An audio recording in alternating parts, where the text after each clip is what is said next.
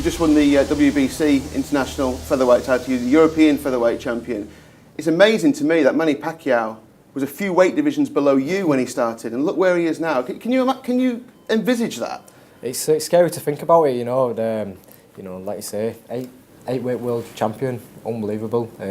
I couldn't imagine going over 10 stone and beating someone else up like he does. And he's not only just won the fights, he's dominated the fights, and in times he's bashed people up like they weren't there. You know, he looks so strong at the heavyweights, and it's really good to see how he's done that. But he's going to be the same against Floyd.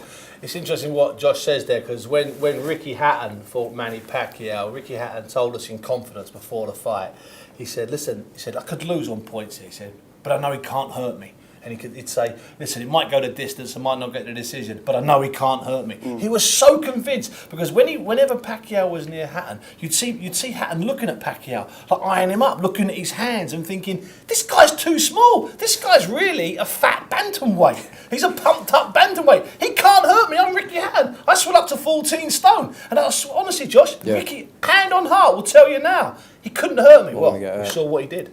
Everyone loves his style. He's a go forward. He throws not just ones and twos, he throws 7, 8, 9, 10 punch combinations, and he's never in a boring fight. You know, he's been knocked down, he's been knocked out, but he always goes forward and always keeps busy. That spell, Punchy, when he fought De La Hoya and he fought Margarito, when he was in his pomp, when everyone wanted this fight 2009, 2010, amazing spell. Untouchable.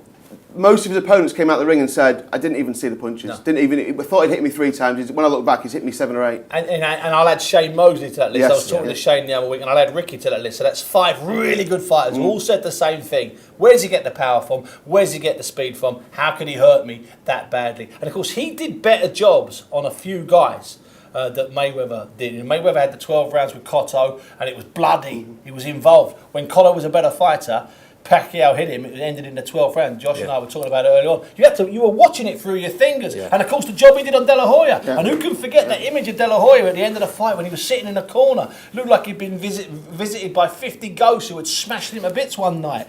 He's a broken man. That broke De La Hoya, not the split decision loss. Like we were saying earlier, at that time, he was working with strength and conditioning coach Alex Ariza. Yeah. How much of a difference is it going to be with him not there? He's not been there for the last couple of fights.